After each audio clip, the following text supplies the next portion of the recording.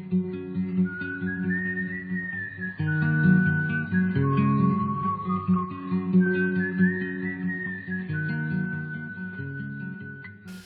right, let's return to Romans chapter 3. And as I said at the close of the last session, Paul has set us up to pretty much think pretty negatively about any advantages there might be in being Jewish, because he's been trying to deflate the opinion, the self-opinion of most Jews who felt that being circumcised, being Jewish, made them a better species of human being than anybody else. And it made it hard for them to give the same kind of respect and brotherly love to what was probably the majority of the members of the churches they attended, which were Gentiles. And so Paul is trying to make it very clear that the whole basis for that prejudice is fallacious. There's no basis for thinking being Jewish is better than not being Jewish. So he starts chapter 3 by introducing a series of rhetorical questions. They're not entirely rhetorical because they do have answers to be given, but they are nonetheless given in order to assert something more than to seek information. That's what a rhetorical question would be. A rhetorical question is a question that's really trying to say something more than inquire into something. But he says, what advantage then has the Jew? Or what is the profit of circumcision? Much every way, chiefly because to them were committed the oracles of God, by which he means the Old Testament scriptures. For what if some did not believe? Will their unbelief make the faithfulness of God without effect? Certainly not. Indeed, let God be true, and every man a liar. As it is written, that you may be justified in your words and may overcome when you are judged. But if our unrighteousness demonstrates the righteousness of God, what shall we say? Is God unjust who inflicts wrath? I speak as a man.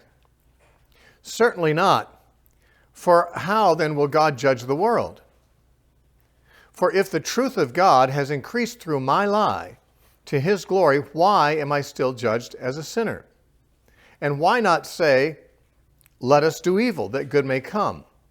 As we are slanderously reported, and as some affirm that we say, their condemnation is just. He starts by saying that notwithstanding all that he may be seeming to say that disparages special status of the Jews in the previous chapter, he would not deny that the Jews have had some specialness in a certain way, namely that God has chosen to give them a revelation of himself earlier than the Gentiles had, giving them a head start, giving them the opportunity at least to have a head start.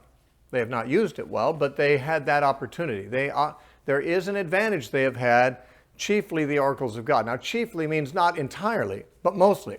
If we want to know what other advantages Paul thinks they had, you can turn to Romans 9 briefly, because here he is actually going to begin to talk more at length about something he introduces in these verses we read in chapter 3. But you can see in Romans 9:3, Paul says, for I could wish that I myself were accursed from Christ for my brethren, my kinsmen according to the flesh. That is, I'd trade my salvation for theirs if it were possible. I'd let them be saved and me not.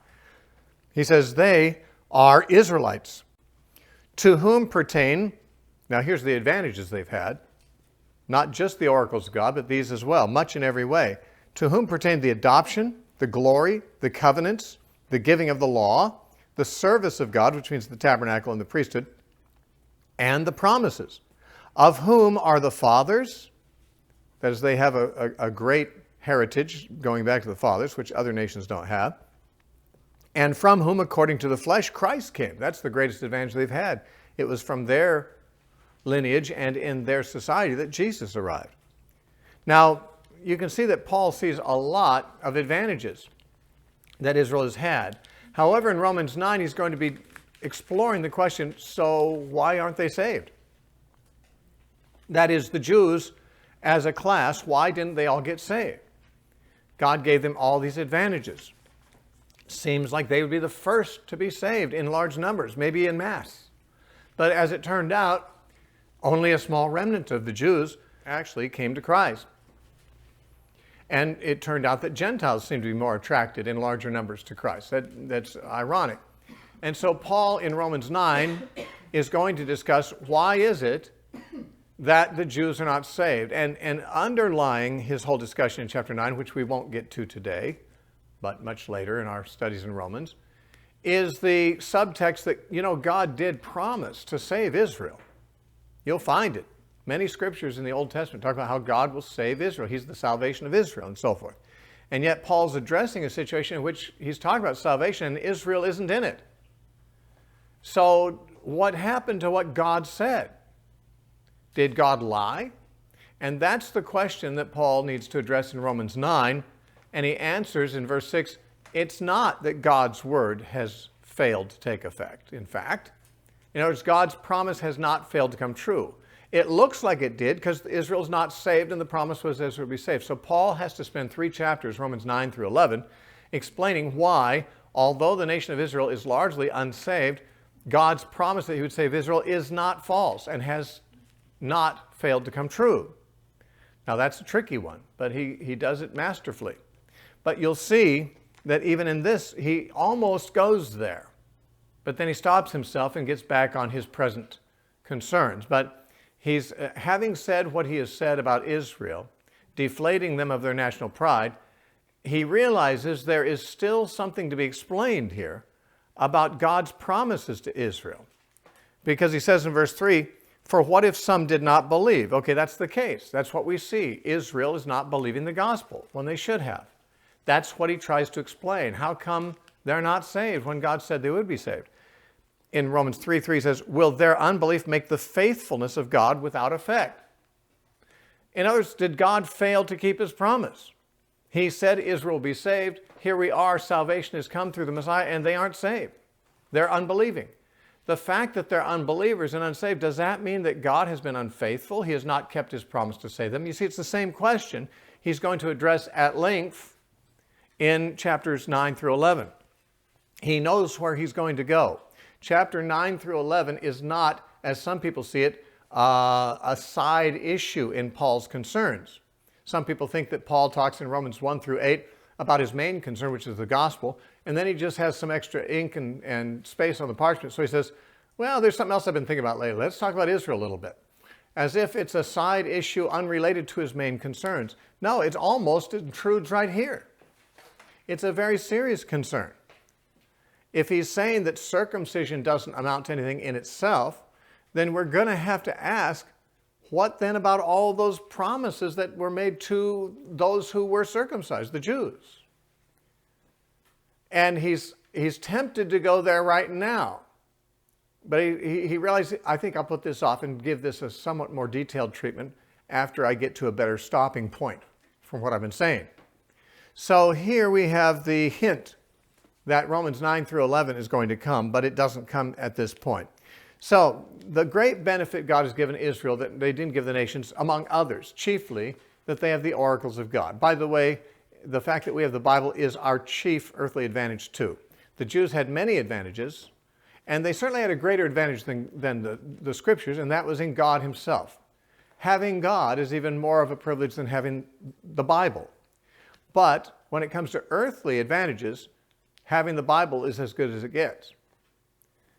Because you have God's word, although he is in heaven and you're here, you have his word sent down through his prophets, through the oracles of God. What an advantage it is for people living on a fallen world to have God's communication coming directly to their town, to their country, to where they live, through their spokesman of their race. That's the chief interest. Now, we, of course, have a similar advantage in that we have the Bible.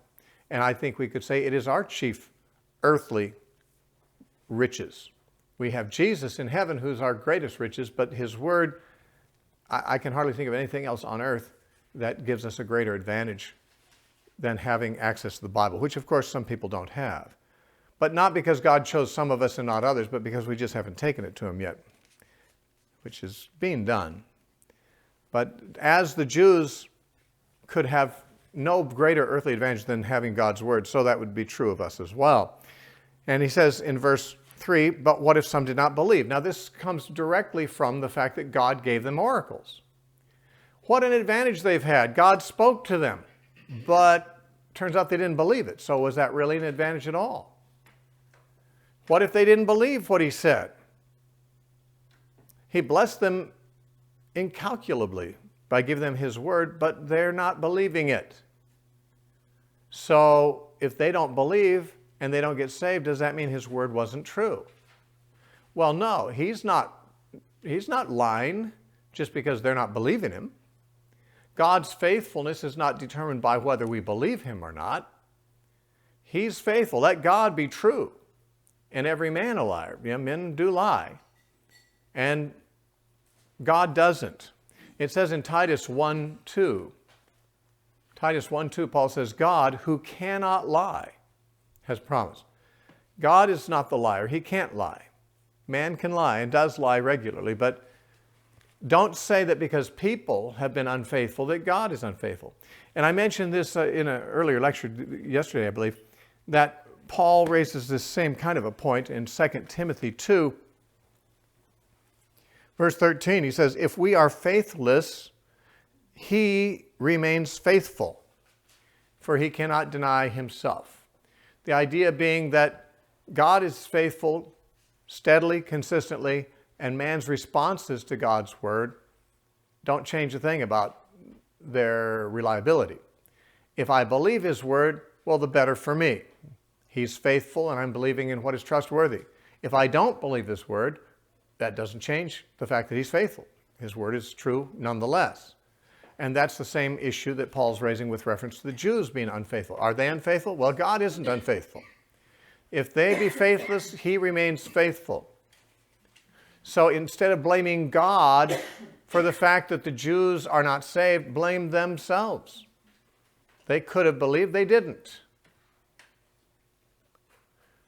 And then Paul quotes from the Old Testament, actually from Psalm 51. And in that psalm, he says, that you may be justified in your words and may overcome when you are judged. What does that mean? And why is it quoted here? Psalm 51:4, David is repenting of his sin that he committed with Bathsheba. And he's saying very plainly, I'm guilty. Okay? Now, if I'm guilty, then your judgment against me is just. If I was innocent and you judged me, then you wouldn't be just. But I am guilty. That's his point. He says in verse 5 and 6, actually verse 3 and 4, Psalm 51, 3 and 4, David says, I acknowledge my transgression, and my sin is ever before me. Against you, you only have I sinned, and done this evil in your sight, so that you may be found just when you speak and blameless when you judge. What David's saying is, whatever you do to me, you're righteous in doing it because I deserve it. I sinned, and when you judge me, I can't complain. I can't say you shouldn't do that. I can't say you're being too harsh. I can't say you're being unjust. I have to justify you. I have to declare you're righteous when you judge me because I'm not righteous. So what David is saying is David's own guilt, in a sense, justifies God in his judgment. Now, this plays into Paul's discussion in Romans this way. The Jews are guilty of not believing. That doesn't make God look worse. That just makes them look worse. God, in judging them, is judging them rightly. They don't believe. They deserve to be judged. God is faithful. It does not impugn his character. If anything, the sinfulness of the people that God judges only makes his judgment more obviously correct. It only vindicates God's judgment more. If God judged people and they seemed relatively innocent, we might say, hey, what's up with that? What's up with God's judgment? These people didn't do anything really bad. Why do you do that to them? There are people who actually have that problem with some of the things God did in the Bible, like killing the Canaanites, having Israel kill the Canaanites. Or maybe having Uzzah drop dead because he touched the ark. People say, hey, what's up with that? The guy was just trying to help. He's not really guilty of anything serious. Well, God is just. Therefore, we cannot say the man was not guilty of anything serious. If God judged him, the guy was guilty of something serious. Now, we might have to do a little bit of thinking and searching and analyzing to figure out what it is that made his offense as serious as it was.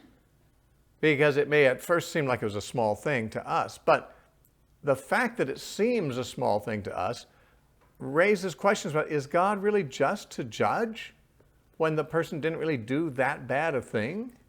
Nadab and Abihu offering strange fire, for crying out loud. Fire from God comes out and destroys them. Is that really called for? Ananias and Sapphira, they just lie about how much money they're giving to the church and God strikes them dead. Isn't that a little excessive? You see, when God judges people whose guilt is not obvious to us, his own righteousness is called into question. And I'm not going to go into that now, but of course my contention is all of those things are in fact as bad as God thinks they are. And there are ways for us to investigate that to see why the guilt of those people actually justified the judgment. That's just the point. Someone has to be shown to be guilty before a negative judgment against them can be justified. Now, David said, I've sinned blatantly. I've sinned horrendously. I've committed adultery. I've killed a man. So you are righteous when you judge me. My sinfulness puts on display the justice of your judgment of me. No one can say you're not just because my sin makes your justice evident.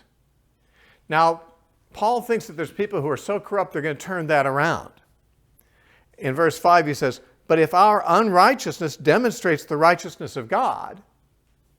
Now see, in a vacuum, that statement would make any sense at all. How in the world could you argue that my unrighteousness demonstrates the righteousness of God? Well, in connection with the psalm he quoted. David said, my sinfulness makes your righteousness evident in judging me. In a sense, I'm giving you a good name, God. My sinfulness is going to demonstrate to everybody you're just when you judge me. And so some person says, well, okay, then if my evilness makes God look better, then what's he got against me being evil? It only makes him look better, right? I can remember when I was a very young Christian, still very much wrapped up in the kind of, Baptist type theology that I was raised with, where I had the once saved, always saved doctrine and things like certain ideas of grace that didn't involve holiness necessarily and things like that. Just because I hadn't been taught very much about the Bible and hadn't read it thoroughly yet, I was still a teenager. I remember being out witnessing with a person who was an older Christian than me, and a non-Christian was talking to them and pointing out the sins of certain Christians, as unbelievers like to do when you're witnessing them. They point out sins of other Christians. And the person who was with me said something like, well, that just shows the greatness of the grace of God, that these people whom God has forgiven are so unworthy of forgiveness. These people that you've said are so sinful, well, look at that. God's grace has covered that, and they are saved. And I remember thinking what a great thought that was, that, the sinfulness of Christians makes God, his grace, look better. And yet, that's a dangerous thing to think about or to go very far with, because it could transmute into, well, then God should be glad when I sin because everyone can see how gracious he is in forgiving me. And, that's not what David meant, but it is something that a corrupt mind could take from it. My sinfulness makes God look better because, frankly, it contrasts with his greatness. If I held a pearl up here, up to this white curtain, you might say, is that a good pearl or not? I can't even really make it out. But you put it against a black background, suddenly its perfection is shown brighter because of the contrast. And so the idea is, my sinfulness puts God's goodness on display because of the contrast. And so there are actually people who think like Paul is talking about here. He considers them to be slanderers. He says, if our unrighteousness demonstrates that God is righteous, what should we say? Is God unjust who inflicts wrath? I speak as a man. Now, a person who isn't on God's side and is just trying to pick apart ramifications of what they think Paul's teaching might lead to, they say, well, this would seemingly mean that God can't judge anyone. Because when I stand before God as a sinner, I can simply make a plea, God, hey, I just lived for your glory by sinning. My sinning glorified you by the contrast. Everyone should say, wow, this person's so bad, God must be, I sure appreciate God more because he's not like this person. And no, then God would be unjust to punish me for doing that. And Paul said, I speak as a man. Now, of course he speaks as a man. He's not a woman or a child. But when he says, I speak as a man, he's making reference to human reasoning specifically that is unenlightened. He uses that kind of expression also in 1 Corinthians. 1 Corinthians 3, verse 3, Paul says, for you are still carnal, for where there are envy and strife and divisions among you, are you not carnal and behaving like men? The New King James puts in the word mere in italics to give the sense of it. But Paul says, are you not acting like men? Well, in certain circumstances, acting like men is not a negative. If you're a man, you should act like a man. But he means you're acting like men who are not enlightened, like men who think in natural ways rather than ways that God teaches us to think, in human reasoning. And so he means that here he says, I speak as a man. That is, as a mere man, as a man who's unenlightened would speak. I'm not saying there's any validity in what I'm saying. This is just the way I think some people would reason, he's saying. That God is unjust when he judges sinners because actually their sin made him look so good by contrast.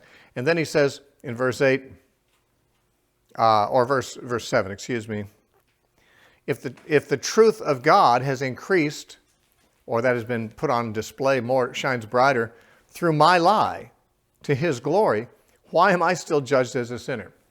I'm a sinner, but why should I be judged for being a sinner if my lying, my dishonesty, my disobedience casts such a contrast on the virtues of God, who isn't any of those things that I am, and who therefore is glorified by the contrast. And Paul says in verse 8, and why not say, let's do good that evil may come? Evil that good may come, excuse me. Let's do evil that good may come. Let's sin because God will be more glorified. Now, Paul is saying how ridiculous this gets. The Jews were given the advantage of the oracles of God, but they didn't believe. Well, even their belief, in a sense, shows that God is righteous in judging them, so even there they win. Even there they're doing the wrong thing. Their non-response to the oracles of God glorifies God in a sort of a backhanded sort of way, and therefore we could even argue for doing the wrong thing for this. This is very much like the argument in Romans 6, verse 1. It said, shall we sin that grace may abound? Now, what that really means is, shall we sin so that grace may become more evident? And that's like I was thinking when I was witnessing with that guy. I thought, well, the sins of Christians really show the grace of God to be more wonderful because they're so bad, and he is, forgives them anyway. So it glorifies God. And in Romans 6, he's responding to a misunderstanding that could arise from what he says in chapter 5, just before, 2 verses earlier, he says, where sin abounded, grace abounded much more. Well, this is a fact that the greatness of sin amplified the greatness of the grace that covers the sin. That is a fact. But it's not something that you try to engineer. You don't say, okay, let's do more sinning so grace can abound more. It's just that God, in spite of sin, was able to still get the upper hand and magnify his grace. But that doesn't entitle us to seek that situation where there's more sin so that there's more evidence of grace. That's foolishness. A Christian can't think that way, and Paul says, certainly not. But, and that's the same thought here too. So we can see that what he brings up in chapter 3, verse 8 is going to be discussed more in chapter 6. So this little segment of rhetorical questions and answers in verses 1 through 8 of chapter 3, it actually anticipates some of the later discussions in the book. He's moving largely through a particular line of argument which alludes to things that he's really going to want to spend more time with later but he dare not detain himself now. For example, when he says, why not say, let us do evil that good may come? You might think that he would immediately say, well, I'll tell you what's wrong with that argument. Well, he does in Romans 6. But it would seem almost like an irresistible temptation at this point. Once he has said, should we say, let us do evil that good may come? He almost would feel like, no, I'll tell you why that's wrong. Instead, he just puts it on hold. All he says is that those people who say that we're saying that they're slanderers, they're falsely saying that that's what we're teaching, their condemnation is just, and we're not going to deal with that right now. It's not even worthy of our time and consideration to get into that. The argument is self-condemned. When it says whose condemnation is just, commentators say that it could refer to the people who say that, their condemnation, or the condemnation of that particular argument they're making. The argument is self-evidently wrong. It's a self-condemned argument. It just does. There's no way that it could be justified. And so, anyway, some of these points he makes in this brief section, in verses 1 through 8, are going to be revisited in later passages and with considerably more attention and explanation. But he wants to get back to his main point. And what was his main point? I've argued that his main point is that though the Jews have had advantages, they haven't really been any better than Gentiles. And that's exactly what he gets back to. Verse 9, what then? Are we better than they? We certainly means Jews. Paul's a Jew. And they are the Gentiles. And this is the very question that I've said is his theme. Is it so that being a Jew, simply being part of that solidarity of the circumcised, puts you in a higher class with God than those who are not in that class? Are we better than they? He says, not at all. For we have previously charged both Jews and Greeks that they are all under sin. Now this statement, we have previously charged both Jews and Greeks, is often thought to justify the standard outline that I mentioned that most commentaries use. That chapter 1 was about the Greeks, chapter 2 is about the Jews. And Paul now says, now we have previously shown that the Jews and the Greeks, the Jews in chapter 2, the Greeks in chapter 1, that they're all under sin. So it's as if he's summarizing the previous two chapters and saying, you see, this is what we've covered. The Greeks and the Jews, they're both under sin. We got the Greeks in chapter 1, Jews in chapter 2. However, it's not necessary to see it that way. Once again, he assumes all of his readers, Jews and Gentile Christians, have never doubted that the Gentiles are under sin. He has never had to demonstrate that. What he has demonstrated is that not only the Gentiles, but the Jews too. He has spent his entire argument showing that the Jews are under sin. It would be a waste of ink to try to show that the Gentiles are. There's never been any doubt whatsoever about that. So when he says we have declared previously that both the Jews and the Gentiles are under sin, he means we knew already the Gentiles were, and now we've added the Jews to that list of people who are under sin in our previous argument. As it is written, and this is where Paul goes through a litany of verses, or parts of verses from the Old Testament, which talk about the evil people.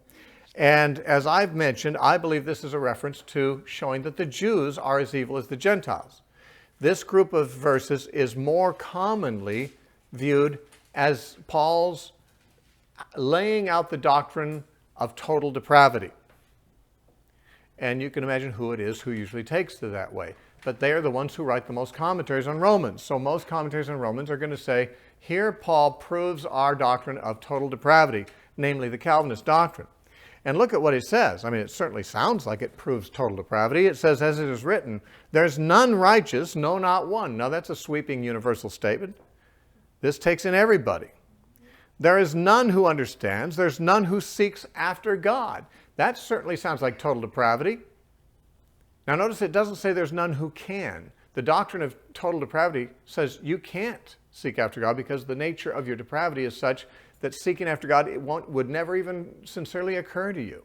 You can't want to. You can't love God. You can't pursue God. He doesn't say anywhere here they can't. It just says they don't. Okay? But that's nonetheless, it is a statement. There is none who seeks after God, and on the face of it sounds very supportive of total depravity. Further, they have all gone out of the way. They have altogether become unprofitable. There is none who does good, no, not one. Now, all of that is from Psalm 14. It's not verse for verse the same as in the Hebrew text, but it's essentially the same material. He's quoting Psalm 14, 1 through 3. The same verses are repeated in Psalm 53, verses 1 through 3. So there's actually two psalms that contain these verses, Psalm 14 and Psalm 53. In both cases, they are the opening three verses of those two psalms. Then when we come to verse 13 here, their throat is an open tomb. With their tongues they have practiced deceit. The poison of asps is under their lips. Now notice how much of this has to do with the way they talk. Sins of speech are listed as one of the great evidences of depravity. Whoever the depraved are that are here, their speech patterns are particularly offensive. When he says their throat is an open tomb, the assumption is that their voices are coming out of their throat. An open tomb, for us, a tomb might suggest the imagery of death, and we might look for some meaning where they cause death or they arise from spiritual death, but that's not really the connotation in the Jewish mind. A tomb is a place of uncleanness.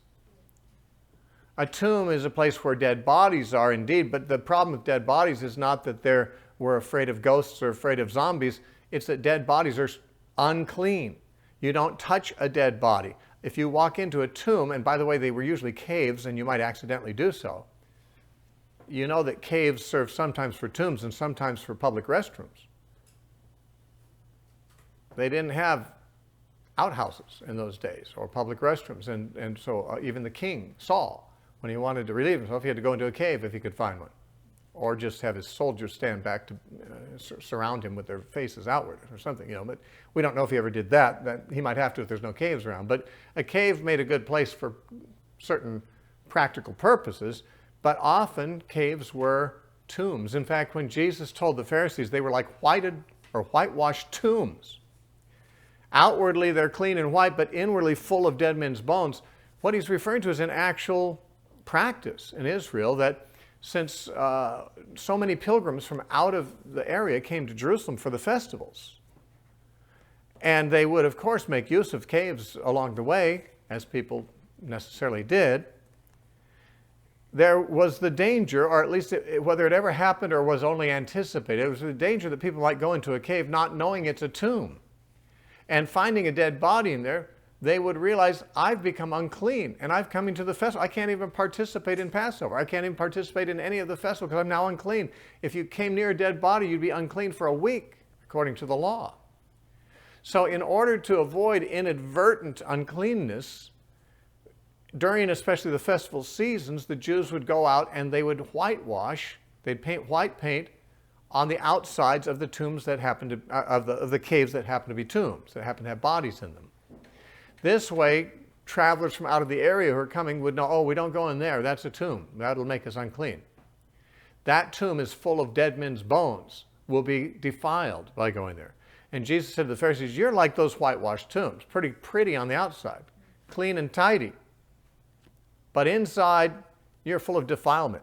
You're full of dead men's bones. People come into contact with you, it only makes them unclean.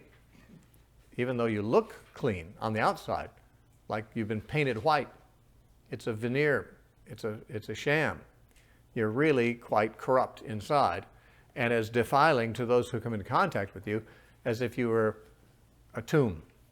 And now when David says about the sinners that their throat is an open tomb, it seems to mean that what's coming out of them is uncleanness.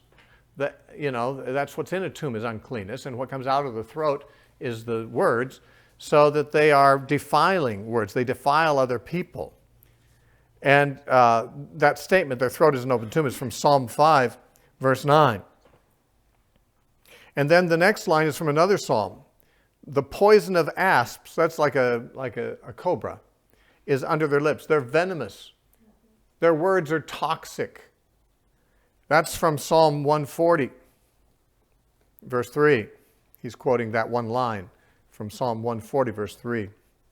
Then verse 14 here, he says, whose mouth is full of cursing and bitterness. Notice how much of this is a focus on what they're saying.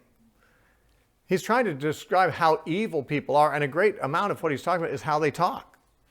It just shows that evil isn't simply done by physical injury or stealing property or sexually, misusing somebody. Those are evil too. But Paul thinks, and the psalmist thinks, that the way people talk can easily put them in the most corruptive categories. Why? Because Jesus said in Matthew 12, out of the abundance of the heart, the mouth speaks. Jesus said, every idle word a man speaks, he'll give account of it in the day of judgment. Why?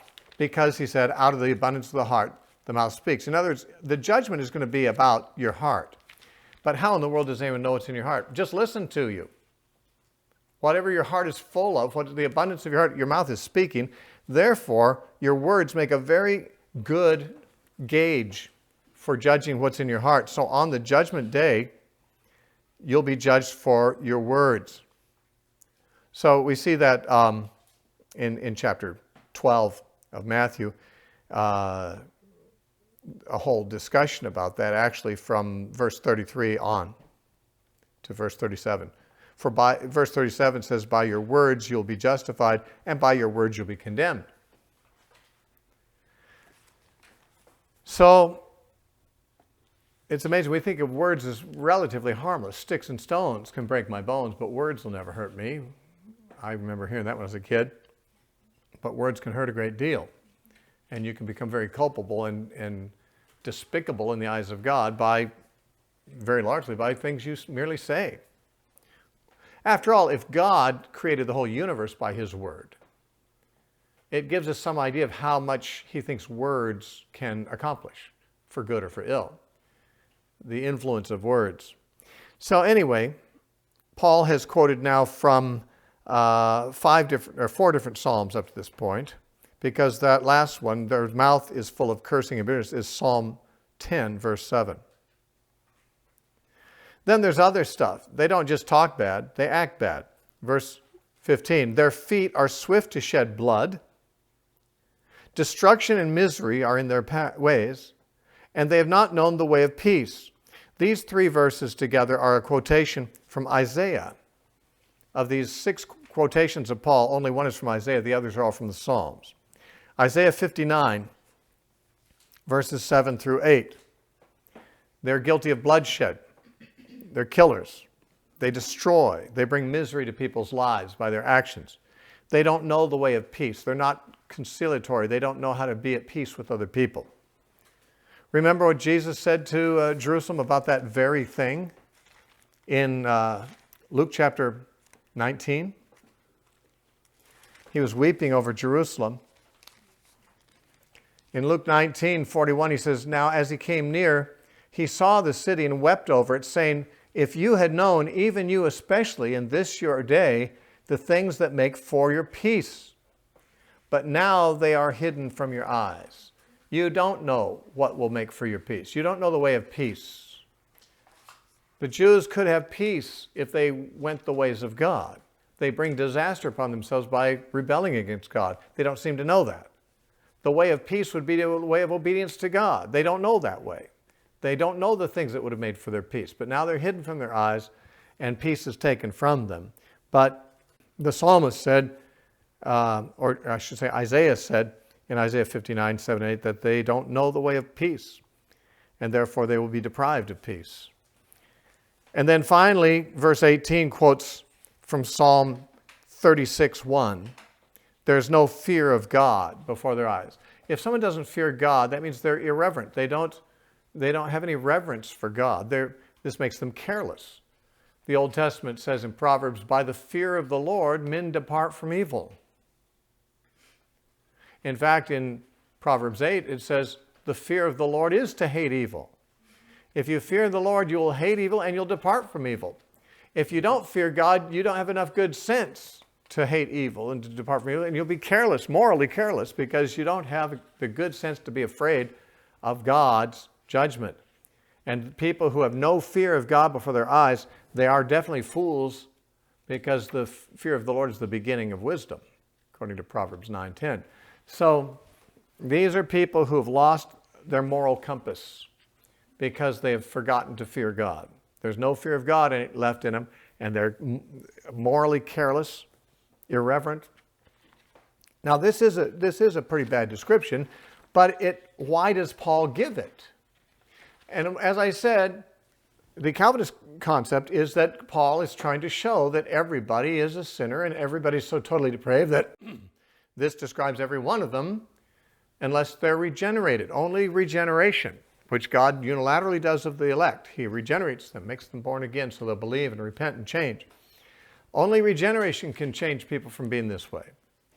On the other hand, I have met some unregenerate people who don't fit this description entirely. I think you probably have too. For example, I wonder if Gandhi, who I believe was not born again, I wonder if he would fit this description. I don't think so. I don't see him killing and wasting and causing misery and not fearing God and having foul, toxic speech and venomous speech. I mean, I only mention him because he's famous and a famous non-Christian. I'm not saying he was okay in the sight of God. I'll let God judge that. I'm not trying to vindicate Gandhi as a Christian or anything like that. I'm simply saying there are people who aren't Christians who don't fit a description like this. There must be many.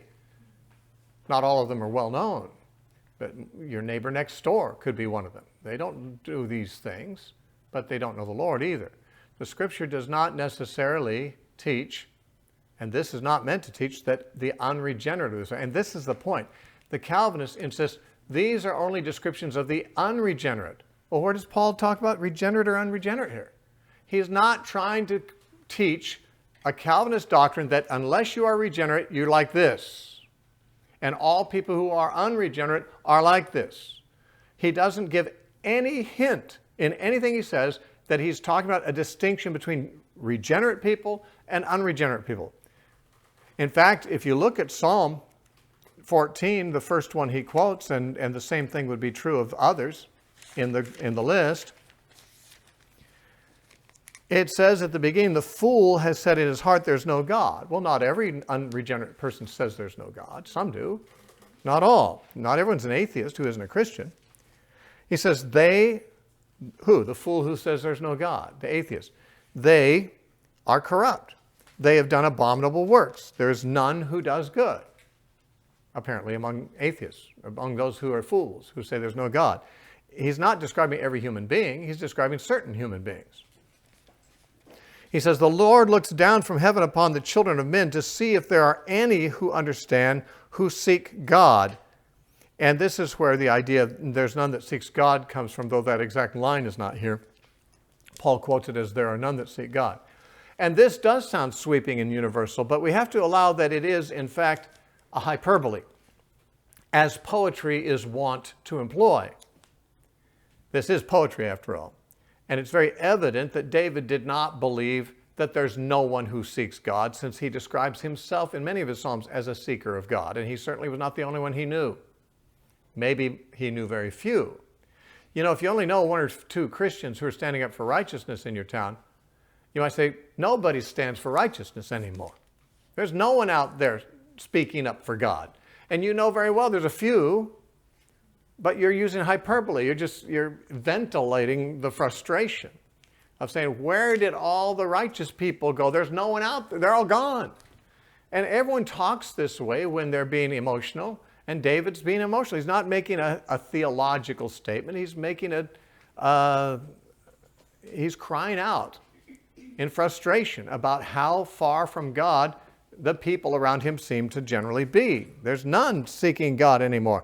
They've all turned aside. They've all become corrupt.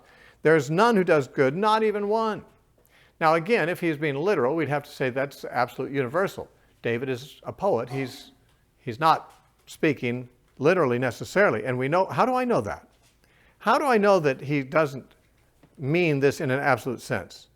Well, look down at verse 5, same psalm. There they are in great fear, for God is with who? The generation of the righteous. Oh, there's some of them around too, are there? I thought you said there wasn't one who does good, but there's a generation of the righteous too. David is not speaking absolutely that there's no good people. He knows some who are. He's one of them. But see, this is where the Calvinists would say, well, you see, there you go. The generation of the righteous, that's the elect. Those are the ones that God has regenerated. That's why they can be righteous. But the rest is talking about the non-elect. Well, maybe. Let's see it demonstrated. Where does David mention any elect or non-elect? Where does he talk about regeneration and no? He just talks about people, the children of men. They've all gone astray, of course, with the exception of a few, the generation of the righteous. David is not teaching a doctrine of universal, total depravity, and neither is Paul when he quotes him. Paul knows full well, and so do his readers, that he's quoting poetry. He's quoting Psalms. He's quoting Isaiah. They're all written in poetry, and they all use flamboyant, frustrated, angry hyperbole. That's what prophets did, and that's what poets, Israel's poets did. And that's what Paul intends to be understood. He's not trying to argue for a doctrine that he's not talking about. He's not talking about the whole world here. Who is he talking about? He's talking about Israel. The whole list of quotes is following verse 9, which introduces them. Are we Jews any better than those Gentiles? No. Let me quote some scriptures that prove that we Jews are not better than Gentiles. In other words, these scriptures are about Jews. They might as easily have been about Gentiles, but they aren't. David was not talking about the Gentiles. Isaiah was not talking about the Gentiles. They were talking about Israel's apostasy, Israel's failure to do what they knew to do. These verses are about Israel. They are not about universal depravity. And I'm not denying universal depravity. I'm just saying that's not something Paul has in his mind to talk about here. And therefore we can't use these verses to argue that he thought that and that this is what he was trying to say. And we know it because in verse 19 he says, now we know that whatever the law says, it says to those who are under the law, meaning to Jews. When he says whatever the law says, he means the scriptures, the Old Testament scriptures that he's just quoted. He's referring to these verses he has just rattled off that talk about how bad certain people are. And he says, you know who they are? It's the people who are under the law it's talking about. The scriptures are given to the Jews. What the law says, it's about those who are under the law. And so Paul is pointing out, this is the scriptural assessment of Israel at many times in its history. It doesn't have to apply to every Jew, certainly, because it didn't. It doesn't have to apply to all Jews at all times. The issue is not, is everyone depraved? The question is, are the Jews any less depraved as a class than the Gentiles? And these scriptures are about, as it turns out, Jewish people who are every bit as depraved.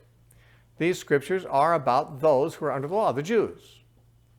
And they are given to prove what he asks in verse 9. Are Jews better than others? Apparently not, which is what Paul's been saying all along.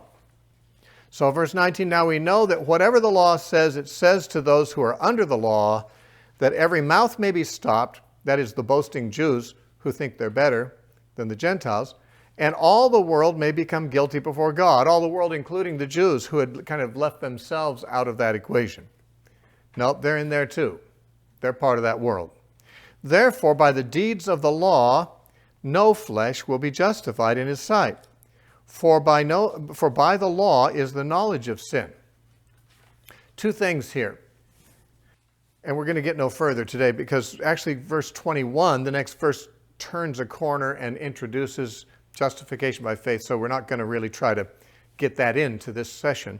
But we'll take it because it actually continues through chapter 4. But here he's reached sort of a culmination of his main argument.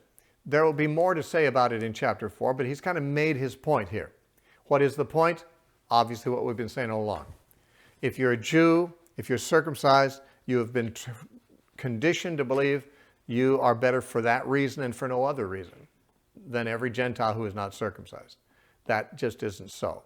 And I've now laid out 6 passages from Scripture, they could easily be multiplied beyond these few, that show that you are not, as a race, better because these Scriptures are describing people of your race who weren't better. Now, you can be better, but it won't be on the basis of being Jewish. You can be better, but you won't be on the basis of being circumcised. It'll have to be on the basis of being better. You'll be better if you're better. But if you're not better, being a Jew, being a Gentile, doesn't count at all. And by the deeds of the law, no flesh will be justified in his sight. Now, the deeds of the law, Paul sometimes seems to speak negatively about the deeds or the works of the law. And yet, on other occasions, he surprises us by talking very well of the law. In chapter 7 of Romans, he says, I know that the law is holy, and the commandment is holy and just and good. He's talking about the Old Testament law. It's a good law. It's not a bad law. Deeds of the law, works of the law, those have never been a bad thing. Jews ought to have lived by the law. The problem is they didn't. But no one has ever been justified in God's sight by the deeds of the law, especially those deeds that set the Jews off from the Gentiles, which are their rituals.